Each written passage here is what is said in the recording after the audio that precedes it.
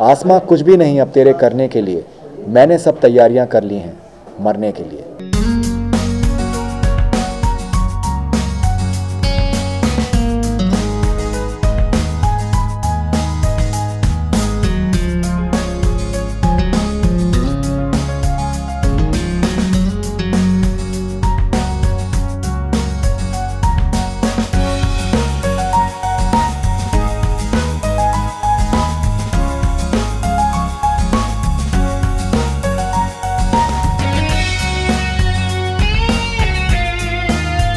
Mahesh Bhatt Sahab graced the occasion at the symposium on award-winning Urdu poet Professor Shahryar at Mumbai University. Noted writer Javed Siddiqui also graced the occasion.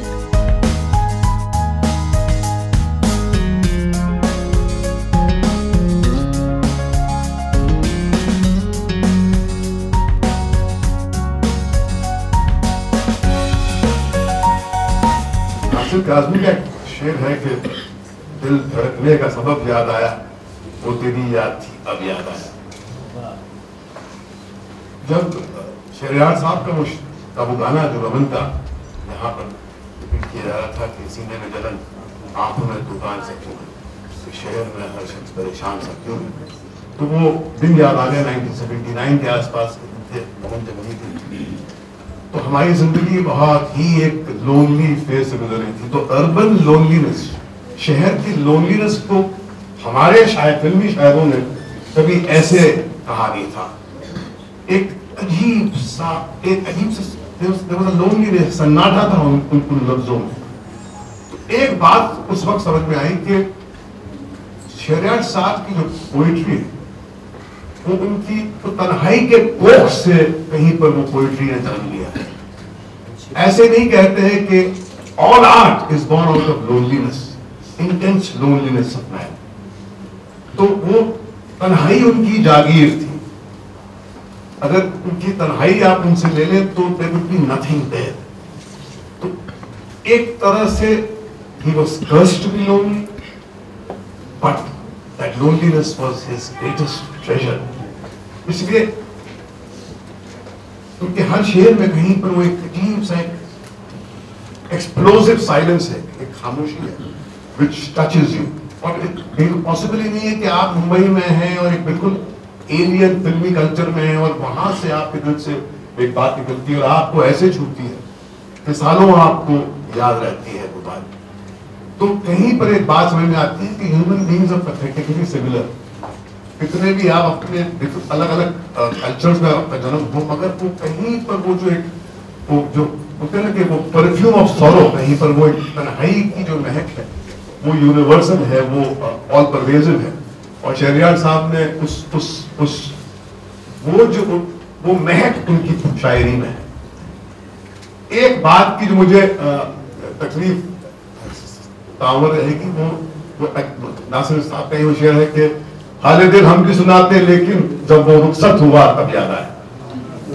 तो हम अलीगढ़ गए थे और शहरयार साहब वहां थे। हमको किसी ने कहा कि शहरयार साहब से मिल लेते हैं।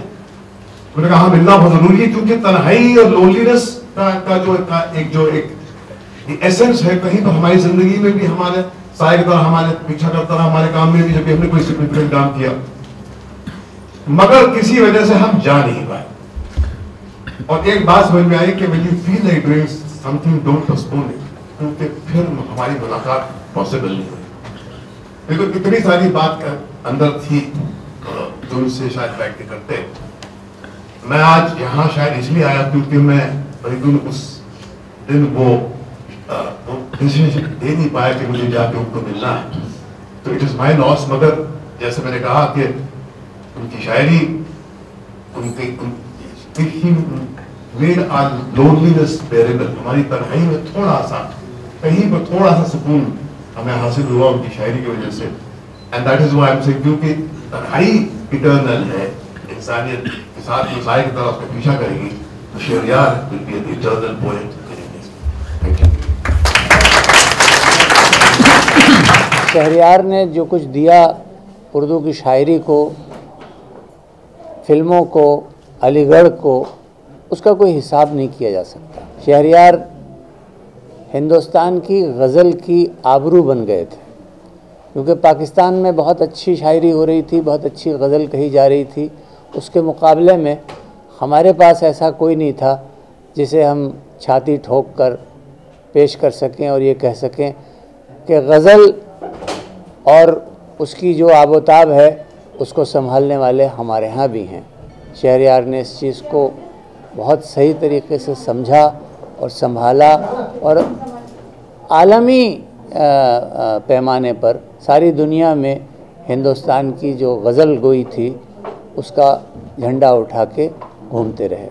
उनका एक शेर है कि मुट्ठियाँ रेत से भर लो कि समंदर में तुम्हें एक न एक रोज़ जज़ीरों की ज़रूरत होगी। शहरयार बेसिकली फ़िल्म के राइटर नहीं थे।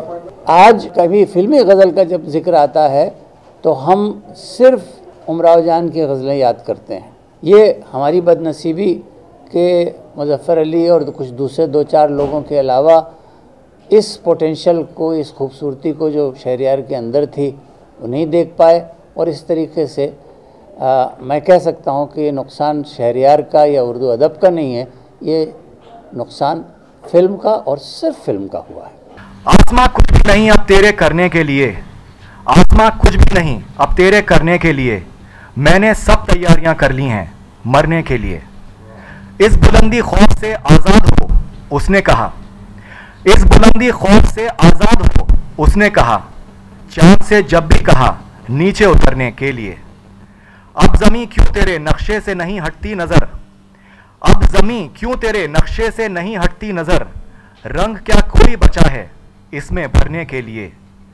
ये जगह हैरत सराय है कहाँ थी ये खबर, ये जगह हैरत सराय है कहाँ थी ये खबर, यूं ही आ निकला था मैं तो सैर करने के लिए। कितना आसान लग रहा है मुझको आगे का सफ़र, कितना आसान लग रहा है मुझको आगे का सफ़र, छोड़ आया पीछे परछाई को डरने के लिए। आसमां कुछ भी नहीं अब तेरे करने के लिए, मैंने सब तैयारियां कर ली हैं मरने के लिए। शुक्रिया।